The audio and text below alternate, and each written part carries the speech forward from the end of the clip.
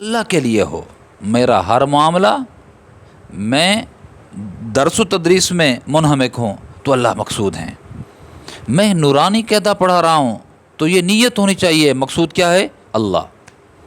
اور شیخ الحدیث اگر بخاری شریف پڑھا رہا ہے، استاذ الحدیث اگر ترمذی شریف پڑھا رہا ہے تو مقصود کیا ہو؟ اللہ کی رضا، اللہ مقصود ہوں، اللہ مقصود ہوں۔ یہ ہے اخلاص، یہ ہے للہیت، یہ ہے کہ رب کی رضا پہ راضی ہونا اور رب کو راضی کرنے کی کوشش کرنا۔ جی میں عالم بن کر نورانی قاعدہ پڑھوں، ہمارے علماء کہتے ہیں عالم بنا ہوں، 8-10 سال لگائے ہیں، اب نورانی قاعدہ پڑھانے لگ جاؤں۔ اوہ اللہ کے بندے، تم نورانی قاعدہ پڑھاؤ، اللہ کی رضا ہے نا، تو وہ اللہ جو بخاری پڑھانے پر اجر دے گا نا، نورانی قاعدے پر تمہیں نور دے دے گا، وہی اجر تمہیں نورانی قاعدے پر دے دے گا، اور کہیں زیادہ دینے پر بھی اللہ قادر ہیں۔ اللہ کی رضا ہے۔ اور شیخ الحدیث درس حدیث دے رہا ہے اور مقصود دوسروں سے واہ لینا ہے کہ ایسی زبردست تقریر کر لیتا ہے حضرت شیخ صاحب، اگر یہ مقصود ہے تو پھر اس سے تو نورانی قاعدے والا جو اللہ کی رضا کے لیے بیٹھا ہے وہ افضل ہے، ثواب زیادہ ہے اس کو، ثواب ہے اس کو کیا ہے ریاکاری کرنے والے کو؟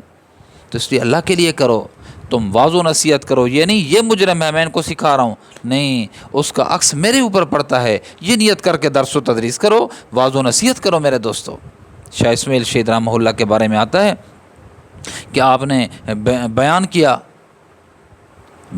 آپ نے، اور بہت سے لوگ تھے، حضرت کے بیان میں بہت سے لوگ آیا کرتے تھے، تو یہ ہوا کہ حضرت نے بیان مکمل کیا، بیان مکمل کر لیا تھا، واپس اسٹیج سے اتر رہے تھے تو ایک دیہاتی آیا، اس نے کہا او شاہ صاحب کا بیان ہو گیا، شاہ صاحب کا بیان ہو گیا۔ حضرت کو خبر ملی، پتہ لگ گیا، فرمایا کیا ہوا؟ کہا حضرت میں بہت دور سے آیا تھا، میں نے کہا آپ کا بیان سنوں گا، آپ کا بیان جلدی ختم ہو گیا۔